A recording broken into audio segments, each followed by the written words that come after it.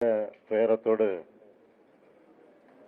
மிகவும் கனத்த இதயத்தோடு உங்கள் முன்னாலே நான் நின்று கொண்டிருக்கிறேன். கரூரில் நடந்திருக்கக்கூடிய இந்த கொடூரமான செயலை பற்றி, விபத்தை பற்றி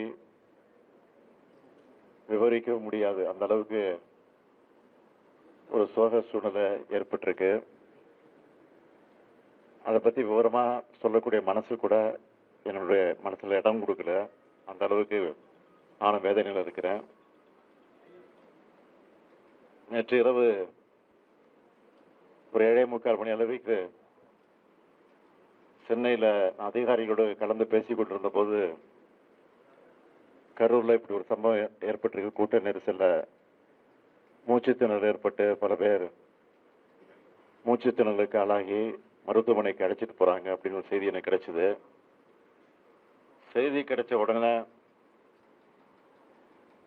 இந்த கரூர் தொகுதியினுடைய சட்டமன்ற உறுப்பினர் முன்னாள் அமைச்சர் செந்தில் பாலாஜியோடு நான் தொடர்பு கொண்டு இந்த மாதிரி செய்தி கேள்விப்பட்டேன், உண்மையா, உடனடியாக நீங்க மருத்துவமனைக்கு போங்க, போய் என்னன்னு பாருங்கன்னு சொன்னேன்.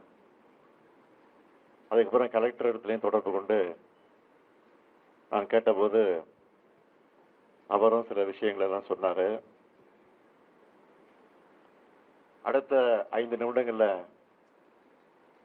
மருத்துவமனைக்கு எடுத்து சொல்லக்கூடக்கூடிய முதல்ல 4-5 பேர் அழைத்துக்கிட்டு போயிருக்காங்கன்னு செய்தி வந்துச்சு. அவரை போக போக பார்த்தீங்கன்னா அதிகமான பேரை மருத்துவமனைக்கு தூக்கிட்டு போறாங்க அப்படின்னு செய்தி தொடர்ந்து வந்துட்டு இருந்துச்சு. அதுக்கப்புறம் பார்த்தா மரண செய்திகள் வர ஆரம்பிச்சிருச்சு. நான் கொஞ்சமும் எதிர்பார்க்கல. மரண செய்தி வர ஆரம்பிச்சோன்னே எனக்கு ஒரு அச்சம் ஏற்பட்டு உடனடியாக இந்த மாவட்டத்தினுடைய சுற்று வட்டாரத்தில் இருக்கக்கூடிய நம்முடைய அமைச்சர் பெருமக்கள், பக்கத்தில் இருக்கக்கூடிய மாவட்டங்களில் இருக்கக்கூடிய அமைச்சர் பெருமக்கள் எல்லாம் தொடர்பு கொண்டேன்.